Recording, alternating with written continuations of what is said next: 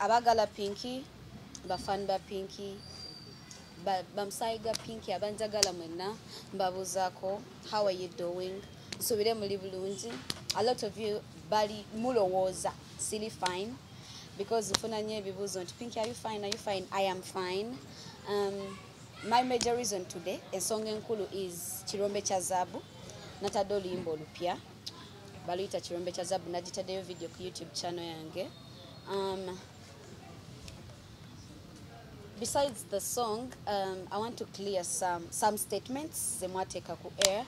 Abamu nga baclaiminga Pinky yava mu team no sleep, Pinky yava mu team no sleep because bamusanga n'abasajja, Pinky yava mu team no sleep because bamusanga ne shisha. That is all not true. Si bituufu. Ensonga zange ne management ya team no sleep ndala nnyo, and I think siri mwetegefu kuzoogera ku camera for now, but what you should know ndi fine. Music yagenda fuluma nga bwabadde afuluma because ekibeezaawo muyimbi n'okumuyimirizaawo nnyimba zaata because kyekiba kyamufula omuyimbi. So I will provide the music ajja fuluma we mwagalidde. Oba nange wempulira nti ndi ready okubawa kyemba nninawo, I will release music. Ebya Pinky ani manager we Pinky kino Pinky kiri, I think mbirekera mwe kati because right now abantu be basinga tuwa amaanyi regardless of the management and everything ebibaawo amaanyi gaffe gaba mu bantu because be batusupportinga ne batutuusa we tuba tutuuse. So everyone who is watching, everyone who loves Pinky, gwe talent gwe manager wa Pinky for now. Wemba ntadde oluyimba gwe lutambuze because oyagala Pinky. Don't mind about the management, don't mind about anything. Bw'oba oyagala Pinky n'olaba nti nina kyentadde gwe weefule manager wange, kitambuze olukusanduba wadde, kitambuze otuuse w'osobodde because it is a lot bye mutamanyi basically because girls, the artists, mwe mutulaba na appearances affe, but we pass through a lot. Bingi bye tuyitamu ng'abayimbi bye tasobola kuvaawo ne twogera because olumu tebiba necessary kubagamba because mu omulimu gwammwe ku receiving music gwe tuba tutadde na kwagala muyimbi, so the effects oba ebiba bitutuuseeko ebimu I don't think kiba appropriate mu okubimanya. Kye mulina okutegeera ye music nti afuluma nti Pinky aba deliveringira kye mwagala. Yes, so I delivered Kirombe kya Zaabu 2023. It's my first release video eri ku YouTube channel yange. You can all go and watch it out. Yes. Okay. Noza mukyewuliriddeko tugenda kukwata ebibuuzo nkimanyi bingi bibookya naye tugenda banga tubikwata mu bimwokye nga bwebadde mu byesunga. Tutandike ne Sanchez. Omanyi Sanchez y'omu ku baagala ennyo Pinky naye namugamba tajja. Sanchez.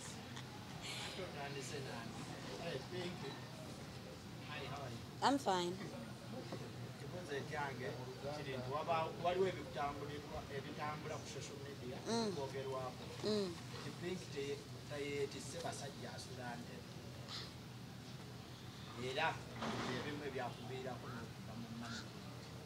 Kirabika omuntu wabanga ayagala okugamba omuntu nti oli muwala mulungi indirectly agamba oyo muwala alina abasajja, mba sirina basajja, just abatayagadde kukituusa nti akyogere directly, but that is all not true. So I think abakyogera baba baagala kuyisaawo ekyo nti Pinky kawala kalungi naye ne bagamba Pinky alina abasajja, which is not the right statement to use because sirina, I don't have anyone in my life. I am me. So si bituufu. Sina musajja gwe nkyalira. No, because ekibuuzo kiri funny. Sina musajja gwe nkyalira. Nabo tebankyala. Kisianga lwaki baba tebankyalira.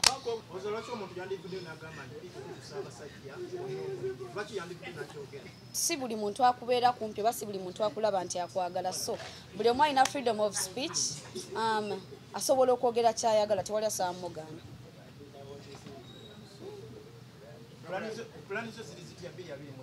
Kuta music.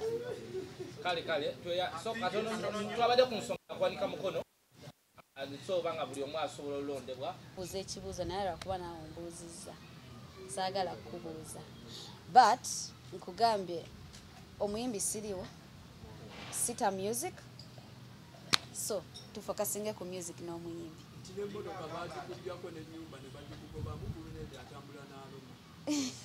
Motoka ki? Emotoka ya Team No Sleep teyali ya Pinky.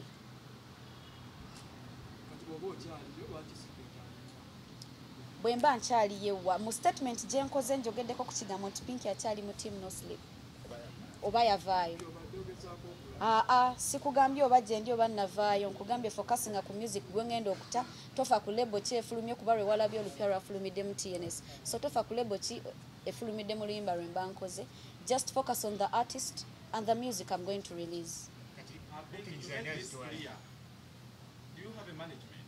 All of you are my managers. Do you need a management? No. You don't need a management? Yeah. Wanze.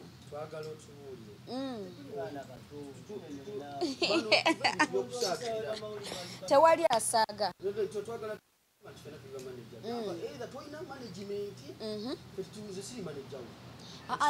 Naye bw'oba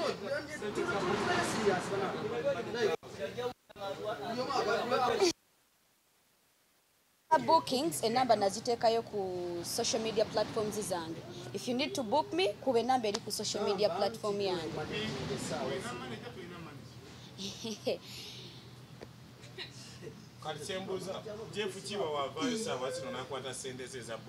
Of course ajja kunkubira ngambe tulina show wano ne ngenda nenkola. Music kye kyatugatta in the first place, of course music.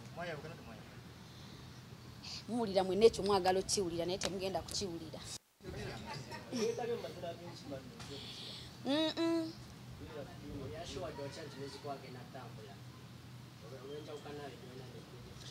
Lwaki mugiyita enjawukana?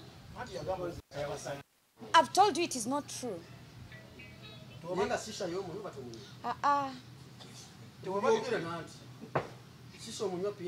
No. Sikozesa biragalalagala. Mba soba nkyali mwana muto of course. Mwagala nnyo. I appreciate him and I do not take anything he does for me for granted.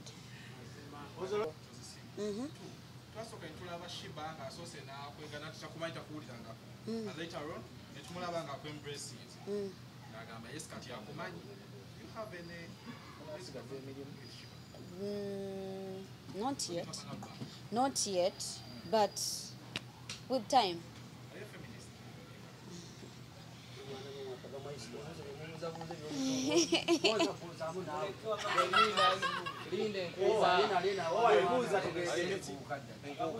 I'm not a feminist, but I believe in we women, and I know the future is female.